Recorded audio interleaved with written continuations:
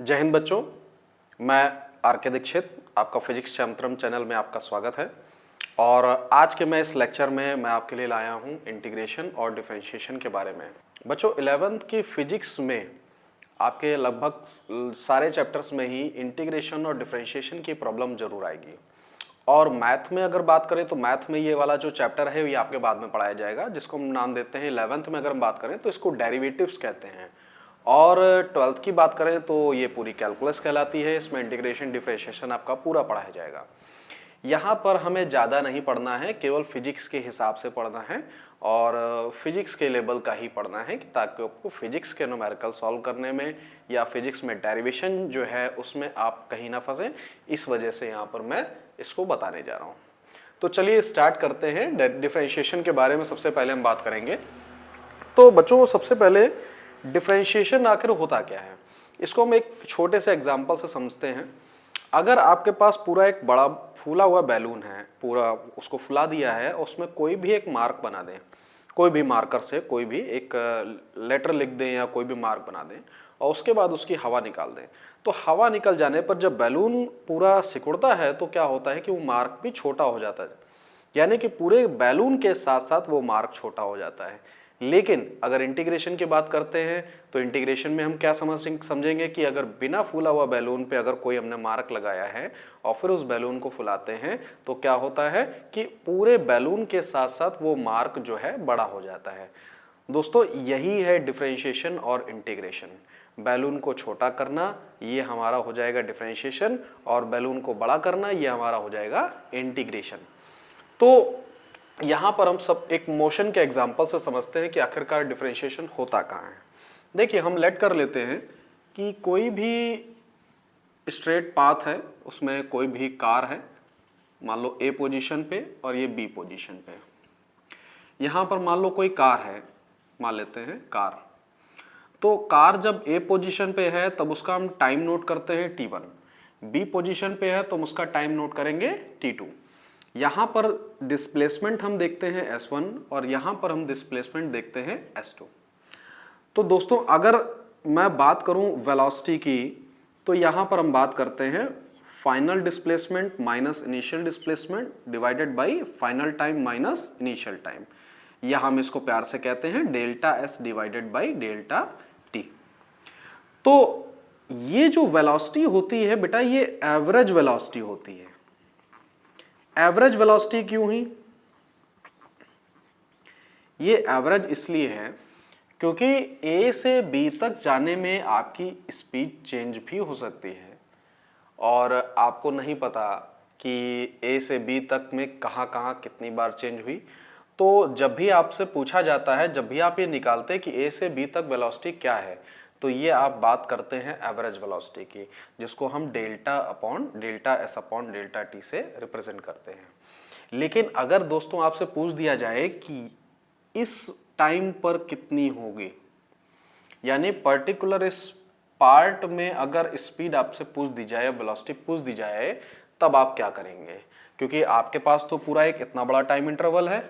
तो आपको क्या करना होगा दोस्तों कि ये जो टाइम इंटरवल जो इतना बड़ा गैप है इसको हम थोड़ा छोटा कर दें। अभी टाइम इंटरवल का जो गैप है वो ये है, लेकिन अगर इस पॉइंट पर जब आपको वेलोसिटी निकालनी है तो आप टाइम इंटरवल क्या करते हैं? छोटा कर देते हैं। यही है दोस्तों हमारा डिफरेंशिएशन। तो अगर मैं इसको ग्राफ से दिखाऊं तो किस तरह से दिखेगा, जरा देखिए। ये है कोई भी ग्राफ है, जैसे ये टाइम है और ये डिस्प्लेसमेंट है। इसका जब ग्राफ बनाएंगे, मान लो हमने ग्राफ बनाया कि डिस्प्लेसमेंट डिक्रीज हो रहा है, तो ये है कोई स्ट्रेट पाथ है। अब ये मान लेते हैं ये स्ट्रेट पाथ है हमारा और ये ए पॉइंट है और ये बी पॉइंट है और इस पे क्या करेंगे, ये टाइम t1 है और ये हमारा टाइम t2 है। ये डिस्प्लेसमेंट s1 है और ये डिस्प्लेसमेंट s2 है। तो यहाँ पर हम क्या करेंगे कि इसका जब स्लोप निकालते हैं, ग्राफ का स्लोप निकालेंगे, यानी कि इसको अगर हम एंगल ले लेते हैं थीटा, तो ग्राफ का जो स्लोप होता है, अगर डिस्प्लेसमेंट टाइम ग्राफ है तो उसका स्लोप, जिसको हम यहाँ पर वेलोसिटी कह रहे हैं वो होता है tan थीटा, और tan थीटा इक्वल्स टू क्या हो जाता है, वर्टिकल, मान लो ये पॉइंट C है तो BC डिवाइडेड बाई AC, और BC की वैल्यू यहाँ पर क्या हो जाएगी, S2 माइनस S1 और अपॉन T2 माइनस T1। ये हो जाएगी हमारी वेलोसिटी, इसको हम कहते हैं एवरेज वेलोसिटी। बट अगर आपसे कह दिया जाए इस पर्टिकुलर टाइम पर निकालिए वेलोसिटी क्या होगी, तो यहाँ पर हम क्या करेंगे, यानी कि टाइम इंटरवल को हम छोटा कर देंगे। छोटा कितना छोटा कर सकते हैं, दरअसल यहाँ पर एक पॉइंट की बात हो रही है और पॉइंट का कोई साइज नहीं होता है, यानी कि हम अगर पॉइंट पर बात करते हैं तो पॉइंट का साइज हम ना के बराबर लेते हैं, लेकिन हम उसको निगलेक्ट भी नहीं कर सकते। तो यहाँ पर हम जो टाइम है उसको हम क्या करते हैं, बहुत छोटा लेते चले जाते हैं। यानी कि अगर मुझे इस पॉइंट पर निकालना है तो मैं क्या करूंगा कि बहुत छोटा टाइम इंटरवल ले लेता हूं, और इस छोटे टाइम इंटरवल को हम डेल्टा टी ना कह के इसको हम कहते हैं dt। और जब ये dt टाइम इंटरवल होता है तो इसके हिसाब से जो डिस्प्लेसमेंट हमारा होता है वो भी बहुत छोटा हो जाता है, जिसको हम कहते हैं ds। यानी कि हमने क्या किया, इस बड़े टाइम इंटरवल को छोटे टाइम इंटरवल में बदल दिया। तो इस प्रोसेस के लिए हम यूज करते हैं लिमिट। अभी ये हम बात कर रहे हैं एवरेज वेलोसिटी की, लेकिन अब हम बात करेंगे इंस्टेंटेनियस की। इंस्टेंटेनियस वेलोसिटी, इंस्टेंटेनियस वेलोसिटी क्या होती है, instantaneous velocity particular time interval पर पर्टिकुलर पॉइंट पर क्या वेलोसिटी होगी, वो होगी इंस्टेंटेनियस वेलोसिटी। अभी हम जब पूरे ग्राफ की बात करते हैं तो हम कहते हैं एवरेज वेलोसिटी, लेकिन पर्टिकुलर टाइम की बात करते हैं तो कहते हैं इंस्टेंटेनियस वेलोसिटी। तो इसके लिए हम क्या करते हैं कि हम चूंकि v बार इक्वल्स टू क्या था, delta S divided by delta T, लेकिन अगर इंस्टेंटेनियस की वेलोसिटी की बात करेंगे तो हमें एवरेज वेलोसिटी हम नहीं कहेंगे, और यहाँ पर क्या करेंगे, हम लिमिट लगा देंगे, limit delta t tends to 0। देखिए ये लिमिट है, आपको पढ़ाया जाएगा डेरिवेटिव्स चैप्टर में। अभी बस इसका मतलब ये जानिए कि जो डेल्टा एस और डेल्टा टी था, हमने यहाँ पर क्या किया, डेल्टा टी को बहुत छोटा कर दिया, इतना छोटा कि पॉइंट के लगभग बराबर हो जाए। तो पॉइंट के लगभग बराबर होने का मतलब है कि जो इसका डिफरेंस है वो लगभग 0 हो जाए, लेकिन हम 0 नहीं करते हैं, 0 कर देंगे तो कुछ बचेगा ही नहीं। तो यहाँ पर हम इसीलिए क्या करते हैं, लिमिट लगा देते हैं डेल्टा टी टेंड्स टू 0।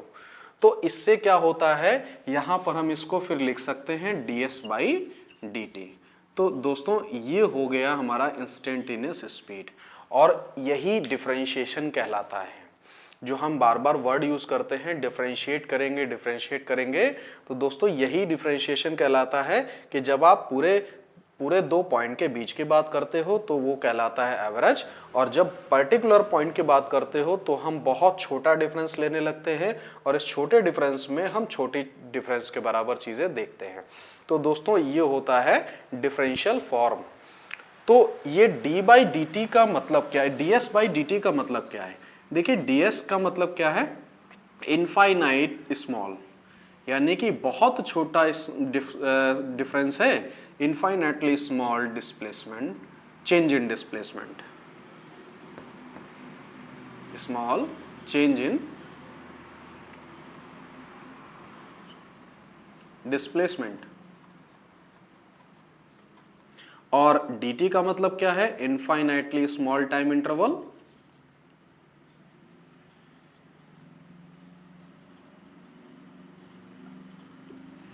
तो ये दो चीजें बहुत छोटी हो जाती हैं तो हम छोटे लेवल की बात करते हैं, और इसके बाद इंटीग्रेशन जो प्रोसेस पढ़ेंगे वो भी हम इसका जस्ट अपोजिट प्रोसेस है।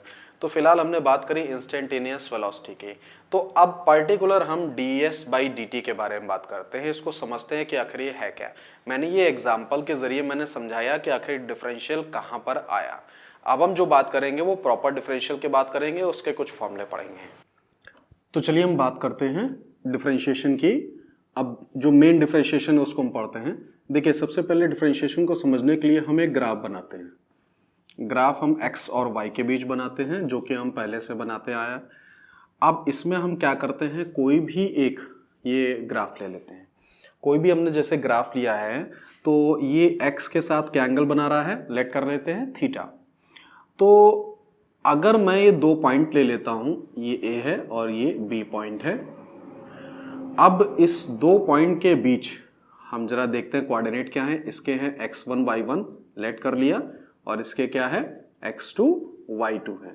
तो इसका मतलब क्या हो गया, मतलब ये हो गया ये x1 है ये x2 है और इसके बाद ये क्या है y1 है और ये है y2 है। अब इसके बाद इसको मैंने आगे बढ़ाया, इसको पॉइंट को मान लिया C। अब ये एंगल अगर थीटा है तो ये भी तो एंगल थीटा हो जाएगा। अब ये एंगल थीटा हो जाएगा तो अगर ग्राफ का स्लोप आपसे पूछे कि स्लोप क्या है तो स्लोप क्या बताएंगे आप, स्लोप को हम m से रिप्रेजेंट करते हैं और वो होता क्या है tan थीटा होता है। अब इस ग्राफ में अगर इस पार्ट में AB के बीच अगर हम आपको स्लोप पूछ रहे हैं तो क्या हो जाएगा वर्टिकल डिवाइडेड बाई हॉरिजॉन्टल। तो यहां पर अगर BC की बात करते हैं तो देखिए ये पूरा है y2 यहां से यहां तक और ये है पूरा y1, तो ये कितना बचा y2 माइनस y1, तो यानी कि ऊपर हो जाएगा y2 माइनस y1 और इसी तरह हम यहां पर क्या ले लेंगे ये x2 माइनस x1 हो जाएगा जिसको हम कहते हैं स्लोप। ये स्लोप की बात करते हैं। तो ये अगर मैं इस स्लोप इस जो डिफरेंस है ये जो है इसको मैं अगर delta y upon delta x अगर कहूं तो कोई दिक्कत नहीं है, लेकिन ये हो जाएगा एवरेज, ये एवरेज हो जाएगा। लेकिन अगर हम इसमें लिमिट लगा देते हैं कि जो डिफरेंस है जो dx जो डेल्टा x का है उसको मैं अगर बहुत छोटा ले लेता हूं, मान लीजिए अगर मैं ये डिफरेंस ले लेता हूं, ठीक है, जिसको हम कहते हैं dx, तो इसके हिसाब से y का भी डिफरेंस चेंज हो जाएगा, इसमें हो जाएगा dy। यानी कि जो ये है अगर मैं इसमें लिमिट लगा देता हूं, limit delta x tends to 0, तो ये क्या बन जाएगा, ये बन जाएगा dy बाई dx बन जाएगा। तो ये प्रॉपर हो गया डिफरेंशियल फॉर्म जो कि आप मैथमेटिक्स में पढ़ेंगे। अब देखिए इसका मतलब क्या हुआ है। अभी तक हम बात कर रहे थे बड़े से चेंज के लिए, देख रहे थे कि डेल्टा x बड़ा चेंज था, उस बड़े चेंज के रिस्पेक्ट में हम डेल्टा y को देख रहे थे कि उसमें डेल्टा y में चेंज क्या हो रहा था। इसका मतलब क्या होता है, इसका मतलब हम ये कहते हैं कि change in y with respect to x। इसका मतलब क्या होता है, change in y with respect to x, x के रिस्पेक्ट में हम y में चेंज इसको देखते हैं। और d बाई dx क्या कहलाता है, d बाई dx को हम कहते हैं डिफरेंशियल ऑपरेटर, इसको हम कहते हैं डिफरेंशियल ऑपरेटर। अब हम इसी d बाई dx की बात करते हैं। देखिए d बाई dx को बहुत सिंपल सा समझना है कि dx का मतलब होता है dx में चेंज, बहुत छोटा चेंज यहां पर लेते हैं और इस चेंज के हिसाब से ये d भी का भी मतलब हो गया चेंज। अब इसके साथ जो भी चीजें आएंगी उसको हमें डिफरेंशिएट करना पड़ेगा। तो आपके लिए यहां पर कुछ फॉर्मूले हैं जिसको आपको समझने हैं, बस ज्यादा नहीं, 2-4 फॉर्मूले हैं जो आपको पढ़ने हैं और समझने हैं। देखिए सबसे पहले d by dx of constant, इसका मतलब समझिए अगर कोई भी कांस्टेंट वैल्यू है, कांस्टेंट का मतलब ही होता है चेंज ना होना, कांस्टेंट का मतलब ही होता है चेंज ना होना, और जब वो वैल्यू चेंज नहीं होगी तो आप किसी के भी रिस्पेक्ट में उसको डिफरेंशिएट करिए तो वो चेंज नहीं होगा। देखिए इसका समझने का तरीका क्या है, dx का मतलब होता है x में चेंज और इसके रिस्पेक्ट में कांस्टेंट में चेंज को देखना है। तो ये बताइए जब कांस्टेंट वैल्यू ही कांस्टेंट है, फिक्स्ड वैल्यू है, वो चेंज नहीं हो रही है तो उसमें चेंज कहाँ होगा, यानी कि dx के रिस्पेक्ट में जब हम कांस्टेंट में चेंज को देखेंगे तो क्या हो जाएगा 0, यानी कि कोई भी चेंज नहीं होगा। यानी कि जैसे एग्जांपल ले लेते हैं d बाई dx, अगर मान लीजिए कोई पाई की वैल्यू है, पाई मतलब कांस्टेंट हो जाता है, अगर डिफरेंशिएट करते हैं तो इसकी वैल्यू क्या आती है 0 आती है। लेकिन एक चीज और समझिए, अगर मान लीजिए एक कांस्टेंट के अलावा कोई आपको वेरिएबल भी दिखाई दे रहा, मान लीजिए t है, तब भी 0 हो जाएगा। बट यहां पर एक कंडीशन है, t is not function of x, यानी कि t को x का फंक्शन नहीं होना चाहिए। यानी कि अगर आपके पास x के रिस्पेक्ट में उसको डिफरेंशिएट करना है, यानी x के रिस्पेक्ट में t में चेंज देखना है, तो बिल्कुल देखिए, लेकिन शर्त यह है कि t x का फंक्शन नहीं होना चाहिए। मान लीजिए अगर t कोई फॉर्मूला हुआ, t कोई एक ऐसा फॉर्मूला हुआ जिसके फॉर्मूले में x आ रहा है, तो यानी कि x में चेंज के हिसाब से उस फॉर्मूले में भी चेंज होगा, तो हमें उसको डिफरेंशिएट करना पड़ेगा। अदरवाइज उसको डिफरेंशिएट नहीं करना पड़ेगा, उसको कांस्टेंट माना जाएगा। अगर t x का फंक्शन नहीं है तो x के रिस्पेक्ट में ये कांस्टेंट माना जाएगा, तो फिर उसकी वैल्यू क्या हो जाएगी, 0 हो जाएगी। अब बात करते हैं हम x की। देखिए x के लिए हम बात करते हैं,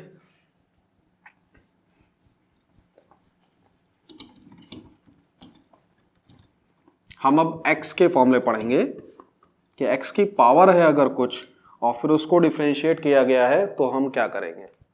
देखिए अगर d बाई डी एक्स लिखा हुआ है और इसमें हम लगा देते हैं x की पावर n, तो यहां पर आ जाता है n x की पावर n माइनस 1।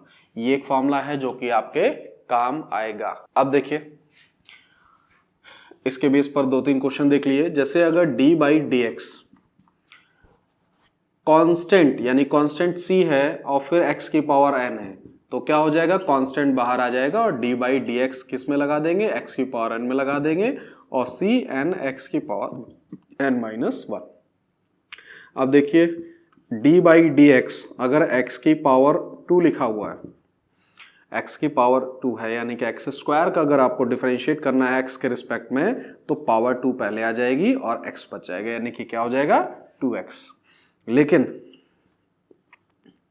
अगर आपके में लिखा हुआ है x की पावर -3, अगर माइनस में पावर है तब भी हम वही काम करेंगे, -3 पावर पहले आ जाएगी और x की पावर -3 -1, यानी कि क्या लिखा जा सकता है इसे, -3 x की पावर -4, यानी कि -3 डिवाइडेड बाई x की पावर 4। ये हो जाएगा इसका डिफरेंशिएशन। अब हम क्या करते हैं, एक बड़ी सी क्वेश्चन लेके आपको दिखाते हैं कि किस तरह से हम उसको डिफरेंशिएट कर सकते हैं, क्योंकि मोशन वाले क्वेश्चन में आपको ये मिलेगा। इस तरह के क्वेश्चंस एक जगह नहीं बहुत जगह मिल जाएंगे कि मान लीजिए डिस्प्लेसमेंट की कोई इक्वेशन दी हुई है उसने और फिर आपसे कह रहा है कि वेलोसिटी निकालिए, तो उसको आपको डिफरेंशिएट करना पड़ेगा। देखिए जैसे मान लीजिए y इक्वल्स टू कोई इक्वेशन दी है 6x की power 4 minus 2x cube plus x square minus x plus 2। मान लीजिए कोई y की इक्वेशन दी है, अगर आपको कहे कि x के रिस्पेक्ट में इस y में चेंज देखना है, तो यानी कि आपको dy बाई डी एक्स निकालना है। तो जब इसको डिफरेंशिएट करते हैं तो d बाई डी एक्स किस में लग जाएगा, पूरी इक्वेशन में 6x की power 4 minus 2x cube plus x square minus x plus 2। अब इसके बाद हम क्या करेंगे, सब में सेपरेट अलग अलग d बाई डी एक्स का मल्टीप्लाई कर देंगे। 6x की power 4 minus d by D X 2x cube plus d by D X X square minus d by D X X और plus d by D X 2। अब हम क्या करेंगे, देखिए कांस्टेंट है, x की पावर 4 का डिफरेंशिएशन करना है, बट 6 कांस्टेंट है, 6 को हम बाहर फेंक देंगे। d by D X x की पावर 4 माइनस इधर भी 2 बार फेंक देंगे, d by D X x cube और प्लस इधर हम देखिए एक्स स्क्वायर का डिफरेंशिएशन कर देंगे, 2x आ जाएगा, माइनस यहाँ पर 1 आ जाएगा क्योंकि x की पावर 1 है और x की पावर 1 का जब डिफरेंशिएशन करेंगे तो 1 ही आ जाएगा और कांस्टेंट का डिफरेंशिएशन 0 हो जाएगा। यहाँ पर अब इसका डिफरेंशिएशन कर देंगे, यहाँ पर आ जाएगा 24 और उसके बाद एक्स क्यूब माइनस यहाँ पर करेंगे तो 6x square plus 2x minus 1, ये आपका आ जाता है dy बाई डी एक्स। इसको हम कहते हैं डिफरेंशिएट करना। तो डिफरेंशिएशन में आपके लिए इतना ही बहुत है और बाकी जैसे जैसे बीच बीच पे चीजें आती जाएंगी मैं बताता जाऊंगा। अब हम नेक्स्ट बात करेंगे इंटीग्रेशन की। तो चलिए हम बात करते हैं इंटीग्रेशन की।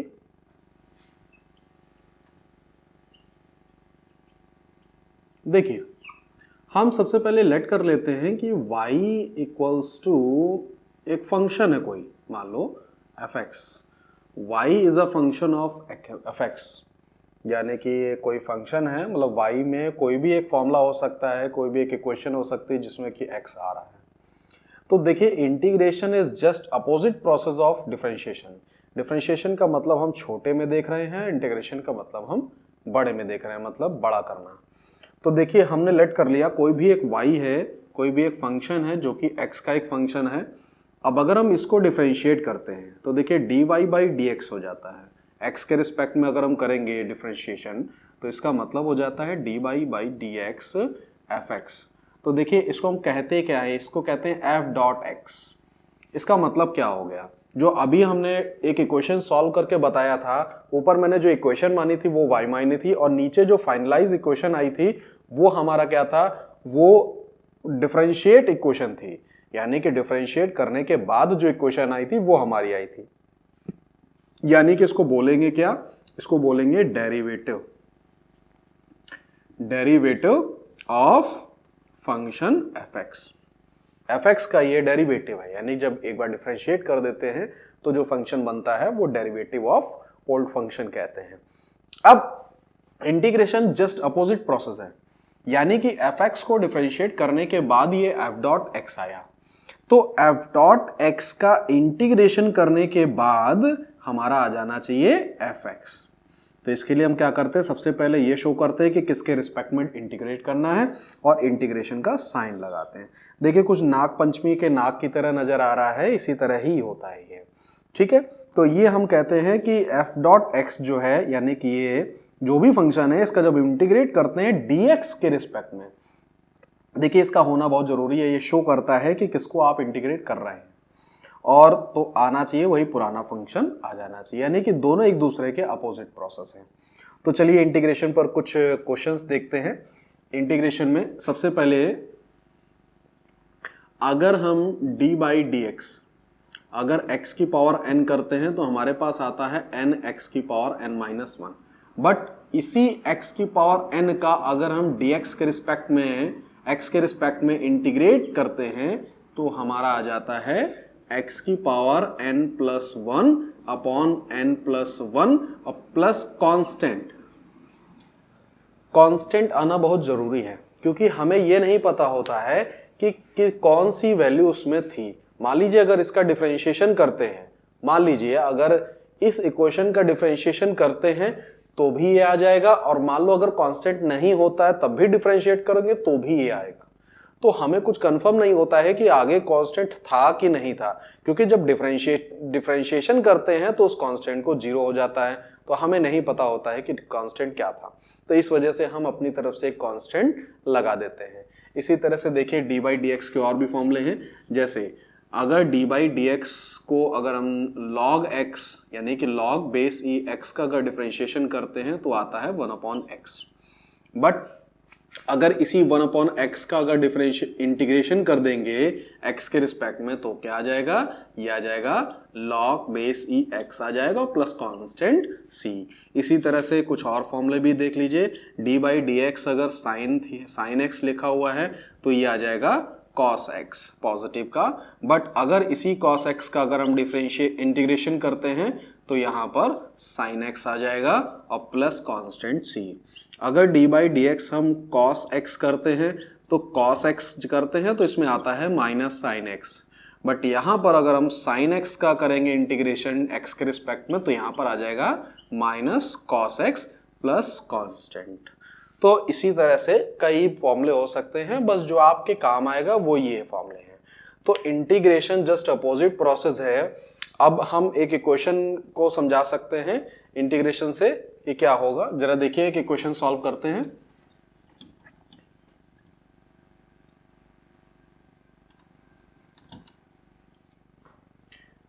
देखिए जैसे हमने लेट कर लिया y इक्वल्स टू, अगर मान लीजिए 6x की पावर 5 है मान लीजिए, और इसके बाद प्लस 2x स्क्वायर माइनस 2।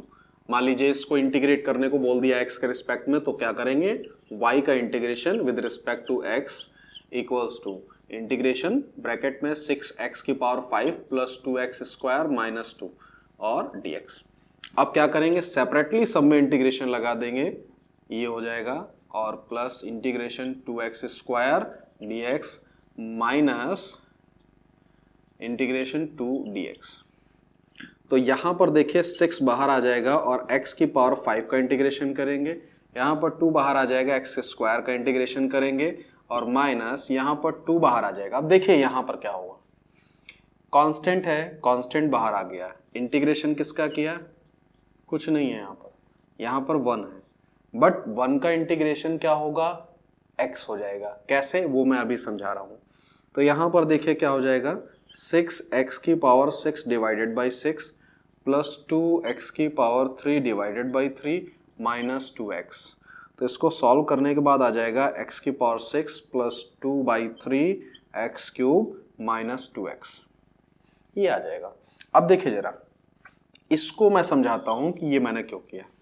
किसी भी अगर कांस्टेंट का, मान लीजिए 2 का अगर हमें इंटीग्रेशन करना है तो इसको अकेला ना समझिए, ये 2 मल्टीप्लाइड बाई एक्स की पावर 0 लिखा हुआ है, इसको अकेला ना समझिए, ये x की पावर 0 के साथ है।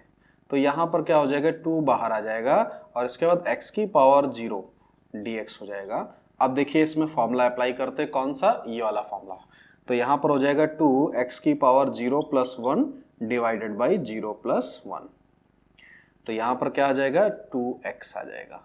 तो इस तरह से हम इंटीग्रेशन और डिफरेंशिएशन करते हैं। तो आपके फिजिक्स में जो 11th में काम आएगा उसमें इतना ही बहुत है, और बाकी अगर कोई भी आपको प्रॉब्लम होती है तो आप कमेंट सेक्शन में आप टाइप कर सकते हैं। आप इसके बारे में हमको मेल भी भेज सकते हैं, आप मैसेज भी कर सकते हैं डायरेक्टली। जय हिंद, जय भारत।